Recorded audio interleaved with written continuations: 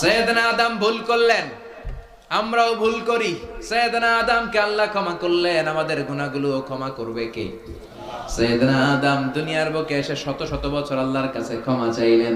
আল্লাহ বললেন, আদম তোমাকে কয়েকটা কালিমাত বাক্য আমি শিখিয়ে দেই, এই বাক্যগুলো দিয়ে অনুতপ্ত হয়ে ক্ষমা চাও, ক্ষমা করে দিব। সৈয়দনা আদম পড়তে আরম্ভ করলেন, রাব্বানা যালামনা আনফুসানা ওয়া ইল্লাম তাগফির লানা ওয়া তারহামনা লানাকুনান্না মিনাল খাসিরিন। আল্লাহ পাপ করেছি, অন্যায় করেছি, ভুল করেছি, তুমি যদি মাফ না করো, মাফ করার কেউ নাই, ঠিক কি না? লানাকুনান্না মিনাল খাসিরিন, আল্লাহ আমরা ক্ষতিগ্রস্তদের মধ্যে অন্তর্ভুক্ত হয়ে যাব। এজন্য সাইয়েদনা আদম আলাইহিস সালাম যা করলেন ওই পদ্ধতিতে আমাদেরও তওবার দরকার আছে না নাই? তওবা কবুল হওয়ার জন্য কয়েকটা শর্ত আছে, শুনবেন?